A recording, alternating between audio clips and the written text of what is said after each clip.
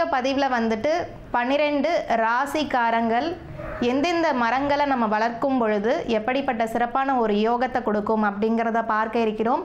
So பொதுவாகவே வந்து இந்த மரம் வளர்த்தலை பற்றி எதனால் சிறப்பான ஒரு யோகம் தருது அப்படின்னா, அந்த காலத்தில் இருந்த முன்னோர்கள் ஆகட்டும், அவங்க வந்து மரத்தை வளர்த்து அதற்குண்டான ஒரு வழிபாட்டை செஞ்சு தான் வந்து அவங்களுக்கு ஒரு சிறப்பான ஒரு யோகம், ஒரு பலனாகட்டும், வாழ்க்கையில் முன்னேற்றங்கள் இது எல்லாமே வந்து கொடுத்துட்ருக்கு.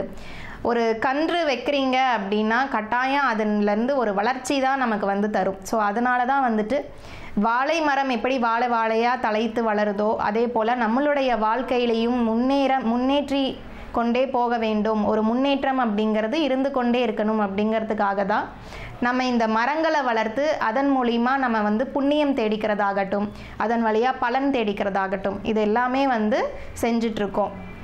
இது வந்து ஒரு புதுசாக வந்த விஷயம் கிடையாது. முன்னோர்கள் வந்து வழியாக வந்துட்டு அவங்களுக்கு உண்டான நட்சத்திரத்துக்குரிய மரங்களை வந்து நட்டு அந்த மரங்களை நட்டு அதன் வழியாக அவங்க பலன் பெற்ற வகையை பற்றி தான் இப்போ பார்க்க இருக்கிறோம். ஸோ அடுத்தது பார்த்தோன்னா கன்னியா ராசி. இந்த கன்னியா ராசியில் பிறந்த இந்த முதலாவது நட்சத்திரம் உத்திர நட்சத்திரம்.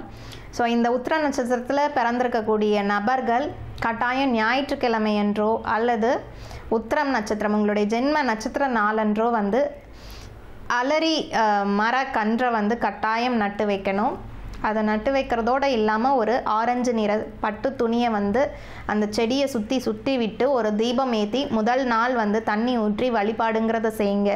ஸோ இந்த மரக்கன்று எப்படி வளருதோ அதே போல் என்னுடைய வாழ்க்கையிலையும் சரி அடுத்தடுத்து ஒரு வளர்ச்சிகள் அப்படிங்கிறது கொடுக்கணும் அப்படின்னு சொல்லி வேண்டிக் கொள்ளுங்க. உங்களுக்கு இருக்கக்கூடிய தொழில் சார்ந்த பிரச்சனைகள் ஆகட்டும், அரசாங்க சார்ந்த ஏதாவது உதவிகள் கிடைக்கணும், அது தடைகளாகவே இருக்குது, அதுவுமே வந்து உங்களுக்கு கிளியர் ஆகும்.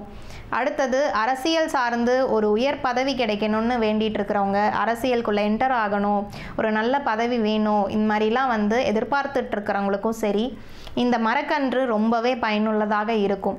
ஸோ இந்த பதிவில் வந்து ரொம்பவே ஒரு அருமையான தகவல் தான் பார்த்தோம். ஸோ 12 ராசிக்காரங்களுக்கும் சரி எந்த மரக்கன்று நட்டால் நமக்கு எந்தெந்த ஒரு முறையான ஒரு பலன் கிடைக்கும், ஒரு முன்னேற்றம் கிடைக்கும், வாழ்க்கையில் மாற்றங்கள் கிடைக்கும், இது எல்லாமே வந்து ஒரு நிலையாக வந்து பார்த்துட்டோம். ஸோ அடுத்த ஆன்மீக பதிவில் நான் உங்களை சந்திக்கிறேன். அது வரைக்கும் நன்றி, வணக்கம்.